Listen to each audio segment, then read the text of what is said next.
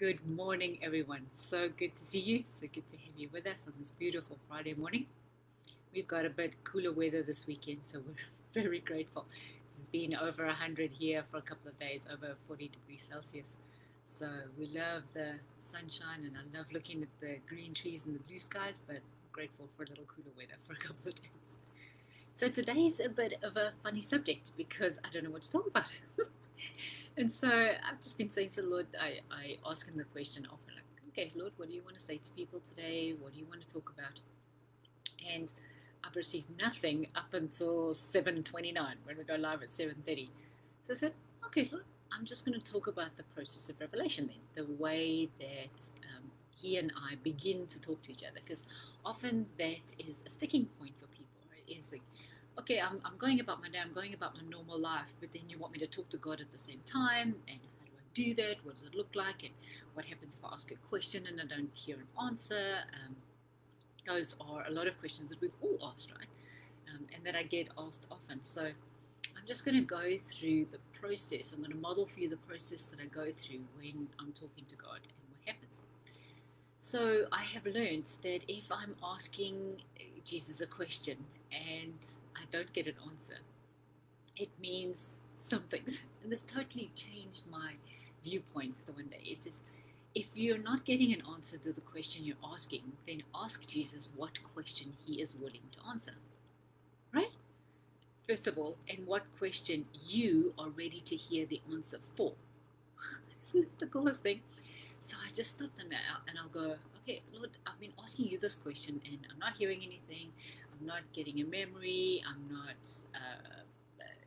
getting an answer from listening to podcasts or watching sermons on TV or reading my Bible. So what question would you like me to ask? What are you ready to answer? And then you wait for that question and you'll pop a question into your head. You go, oh. And often it's maybe that you're asking a big question and he's ready to answer a little piece of it. The first step of it, that he just wants you to be able to go step by step by step, right? Sometimes it's a completely different question out of left field, but he knows how it all winds together. And then the second thing I ask is, Lord, what am I ready to hear the answer for? In the stages of growth, in the character that you're developing in me, what can I handle right now? Right? Because he never gives us more than we can handle.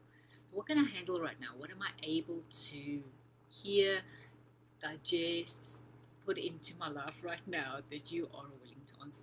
And it's the coolest thing actually, because then it goes from us asking him a question and expecting an answer to the question we've been asking because it's super important to us, to him actually being able to lead and guide the conversation, which is Proverbs 3, 5, and 6 in action, right? It's like, rely on the Lord your God, not on your own understanding.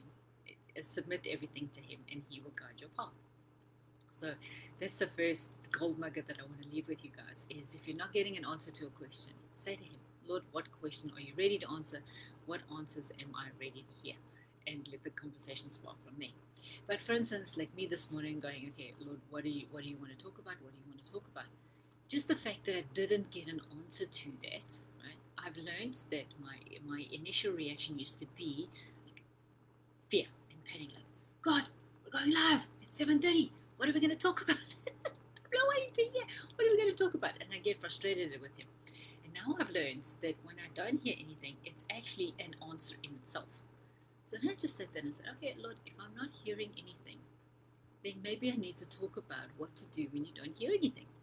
And in that, he gave me an answer, because I have become addicted to the promises in the word that say that I'm a sheep, I hear his voice, and the voice of a stranger I do not follow, that he's constantly wanting to give me the answer, that wisdom is shouting from the street corners, going, Lisa, I want to tell you what to do.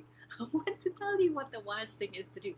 That's the truth of the word, right? So if I'm not hearing, it's because something else needs to be sorted out. So it's either I'm not hearing for a purpose and that on purpose, and that's what I need to run with, or that I need to ask a different question. So when that happens, I go, okay, right, Lord, I'm going to talk about the process of revelation. And then as that first little breadcrumb, as I get that first little breadcrumb, then I know, oh, okay, so Lord, I can tell them about how you talk to me. Second little breadcrumb, right? And this is the way God does it. is it gives us little breadcrumbs, and one thought will follow another thought, will follow another thought, will follow another thought. So the one day, I just want to get a piece of paper. The one day, I was talking to the Lord, and I said to him, so I'm just getting a piece of paper. I said to him, Lord, will you just shut my brain off for 5 minutes? And he said, why? And I said, because it's really busy in there. There's, you know what it's like, right? There's hundreds of thoughts going on. I said, Lord, it's really busy in there, and there's lots of thoughts going on, and I would just like peace for 5 minutes. And the Holy Spirit said to me, Lisa, don't ask me to shut off your gift, because I gave you the gift of being able to think so many thoughts at the same time. Right? This is the brain that he gave us. It is a gift that he's given us. So I've given you the gift of being able to think so many thoughts at the same time. So don't ask me to shut the gift down. Ask me how to use the gift properly.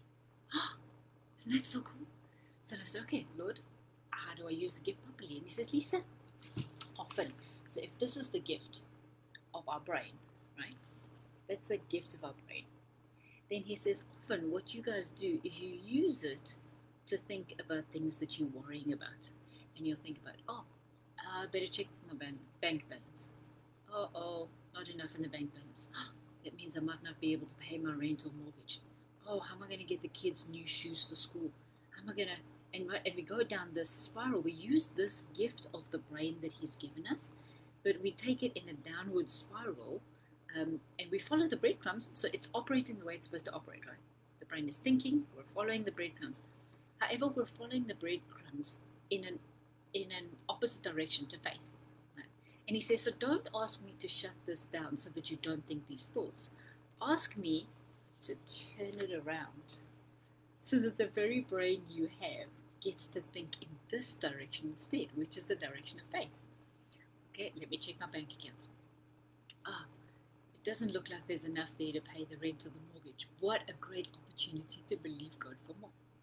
Lord, what are you up to?